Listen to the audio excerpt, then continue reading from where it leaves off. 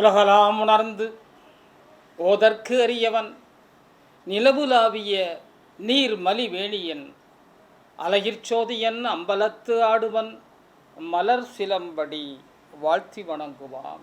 திரிபுரம் எரித்தவாறும் நேர்மிசை நின்றவாறும் கரியினை உரித்தவாறும் காமனை காய்ந்தவாறும் அயர்க்கு அரியவானும் அடியவர்க்கு எளியவானும்.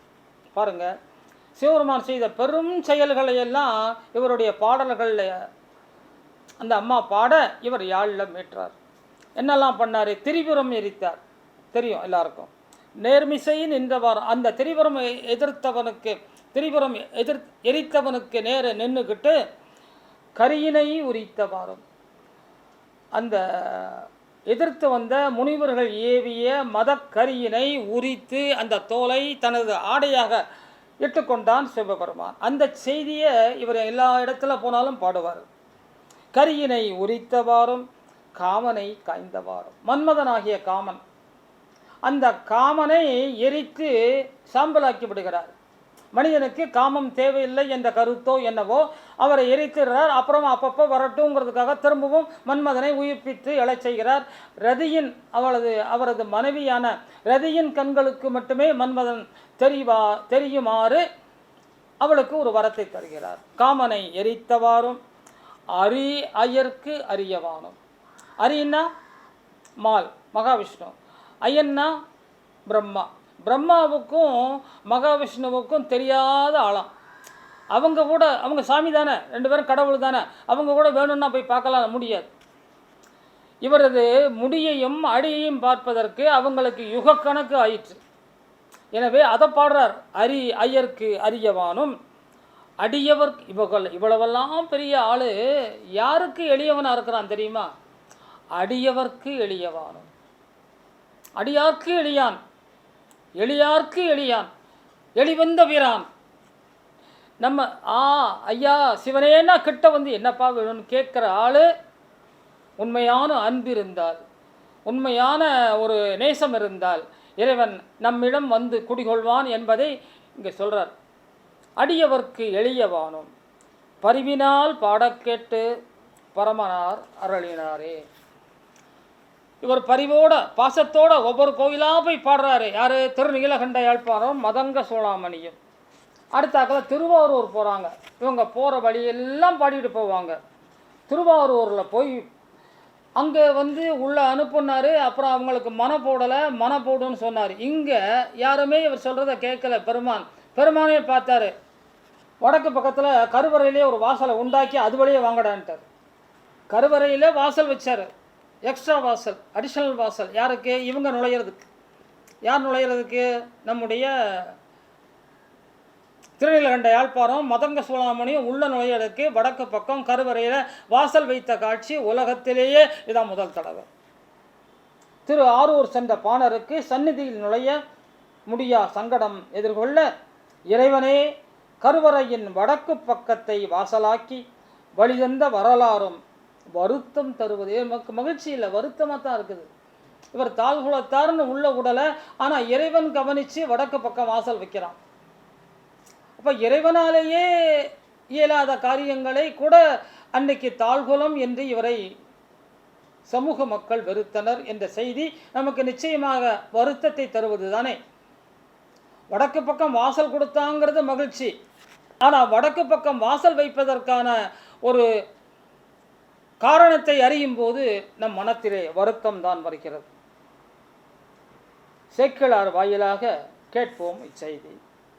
கோயில் வாயில் முன்னடைந்து குற்றம் செற்ற பெருந்திறனும் தாயின் நல்ல பெருங்கருணை அடியார்க்கு அளிக்கும் தன்னழியும் ஏயும் கருவியில் தொடுத்து அங்கு இட்டு பாட கேட்டு அங்கன் வாயில் வேறு வடதிசையில் வகுப்ப புகுந்து வணங்கினார்.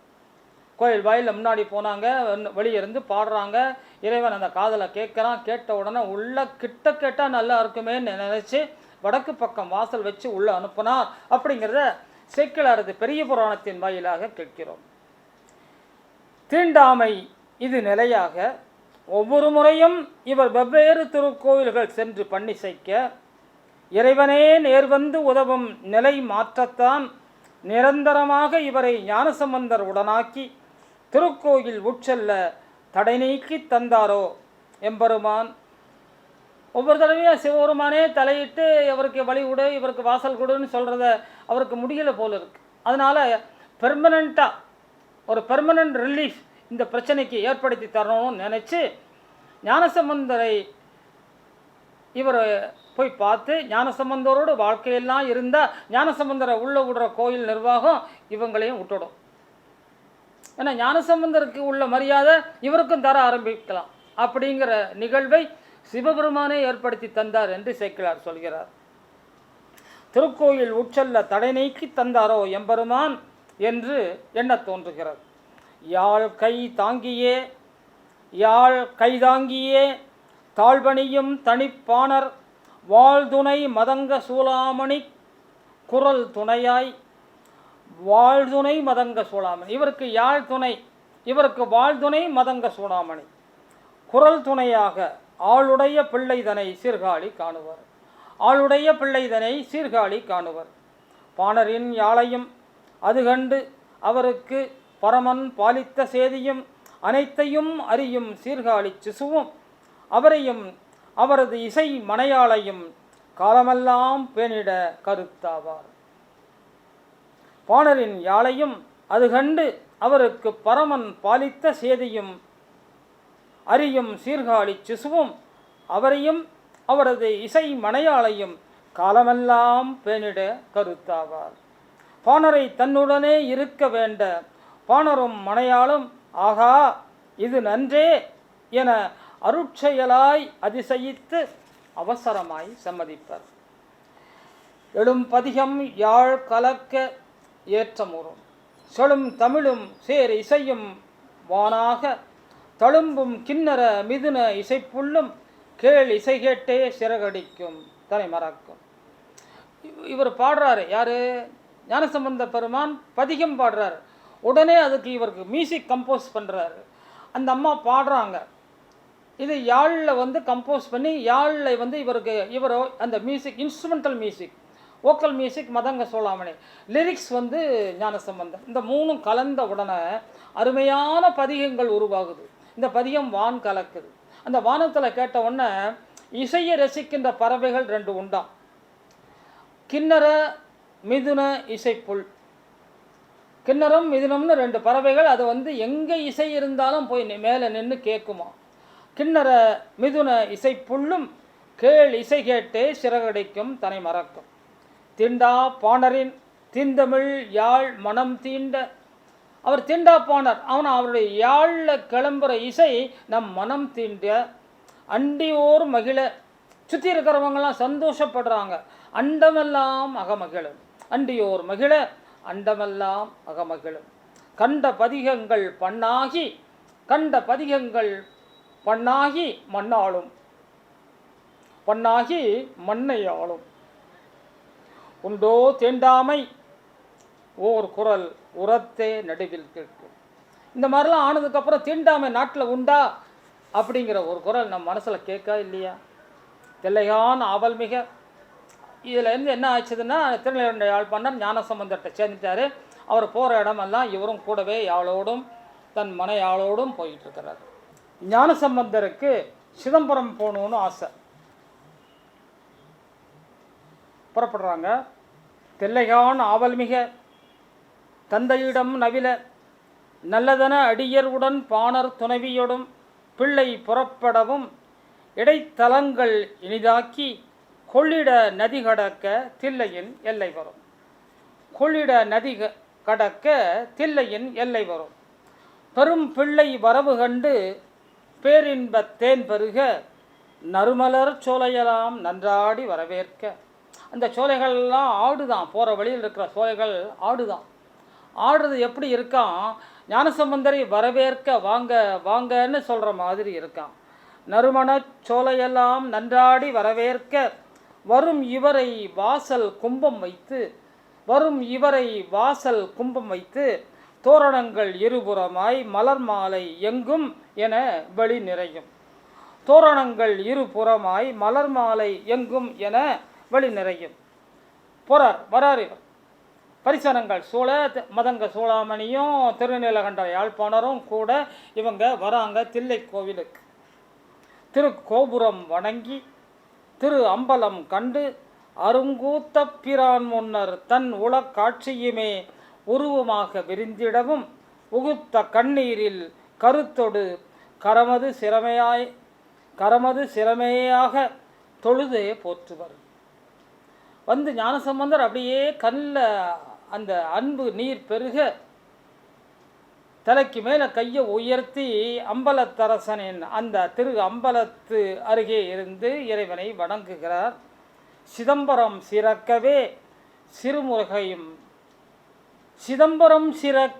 சிறுமுகையும் சித்திரமாய் பதிகமார்க்கும். சிறுமுகைன்னா சின்ன மொட்டு, ஒரு முகைன்னா மொட்டு, சிறுமுகைன்னா அதுலேயும் சின்ன மொட்டு. எது? ஞானசம்பந்தர் 3 வயசு இல்லாட்டா 4 வயசு இருக்கும். 4 வயசு பிள்ளை அந்த சின்ன மொட்டு சிதம்பரம் சிறப்பதற்காக ஒரு சித்திரத்தை வரைகிறதா. அந்த பாடலை கேட்போமா? சேக்கிழாரது பாடல். சேக்கிழார் இதை ஞானசம்பந்தர் பாடியதாக பதிவு செய்கிறார். கற்றாங்கு எரியோம்பி கலியை வாராமே செற்றார் வாழ்த்தில்லை சிற்றம்பலம் மேய முற்றா வெண் திங்கள் முதல்வன் பாதமே பற்றா நின்றார். பற்றா நின்றார்னா பற்றுகிறவர்னு அர்த்தம். பற்றா நின்றார் பற்றா பாவமே.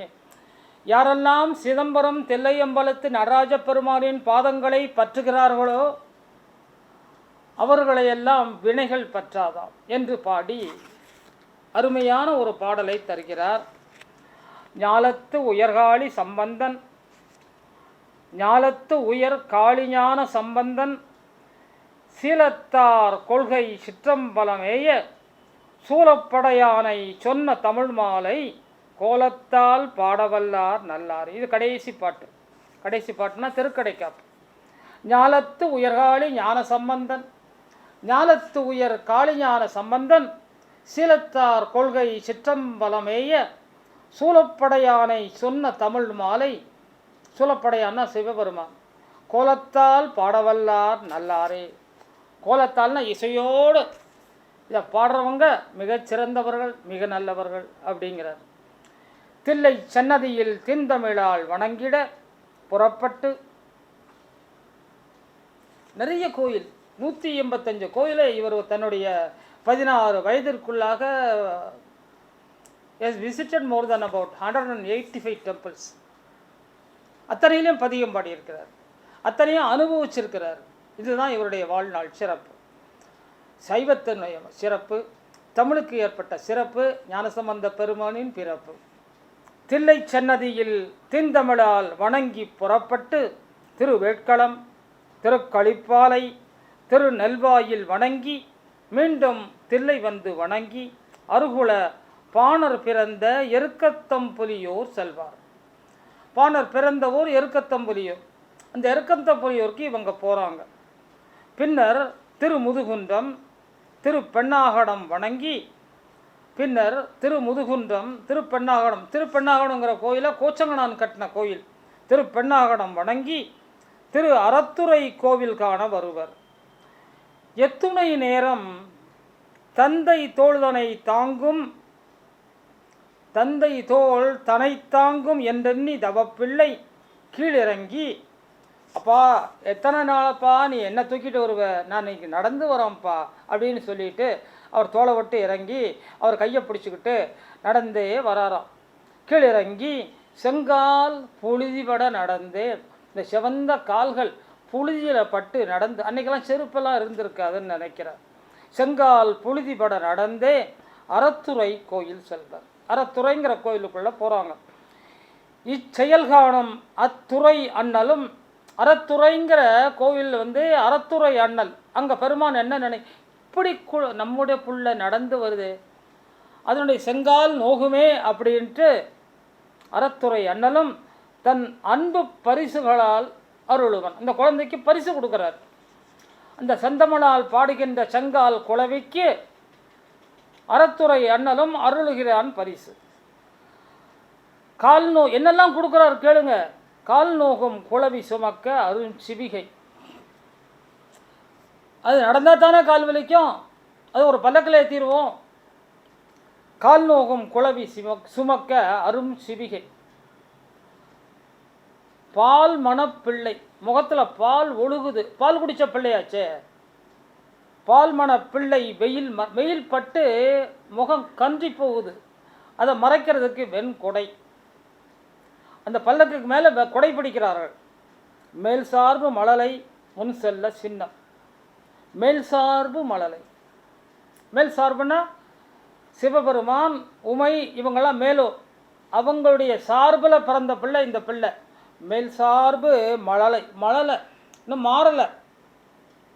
அந்த மழலை அதாவது 4 வயசில் குழந்தை என்ன பேசும் நினச்சி பாருங்கள். நம்ம வீட்டு பிள்ளையெல்லாம் என்ன பேசும்? அம்மாங்கும் அப்பாங்கும், அவ்வளோதான், அதுக்கு மேலே பேசாது. தாத்தாங்கும் மாமாங்கும், அதுக்கு மேலே பேசாது, அவ்வளோதான். என்ன சொல்லணும்? ஊங்கும் ஆங்க, அவ்வளோதான். 4 வயசில் அது அவ்வளோதான் செய்யும். இப்போல்லாம் போய் கிண்டர் கார்டன் ஸ்கூல்லையோ கிடிஸ் கார்டன் இதுலேயோ போய் இதை 1 2 படிக்க ஆரம்பித்ததுங்க.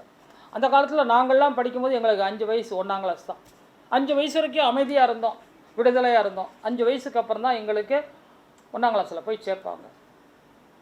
நான் அந்த 5 ஆண்டு காலமும் அமைதியாக அந்த அம்மாவும் அப்பாவும் சொல்லித்தர வார்த்தைகளெல்லாம் மனசில் தேக்கி அழகான அடிப்படையிட்டு அதுக்கப்புறம் தான் நாங்கள் பள்ளிக்கூடத்துக்கு போனோம். இன்றைக்கு அப்படி இல்லை. 2.5 வயசு முடிஞ்ச உடனே தூக்கி அதை கொண்டு போய் கிடிஸ் சென்டரில் கொண்டு போட்டுடுறாங்க. கால் நோகும் குளவி சுமக்க அரும் சிவிகை, பால்மண பிள்ளை வெயில் மறைக்க வெண்குடை, மேல் சார்பு மழலை முன் செல்ல சின்னம். வாலறிவன் வகை பேசும் எக்காலம் பரிசாகும். வாலறிவன் வகை பேசும் எக்காலம் பரிசாகும்.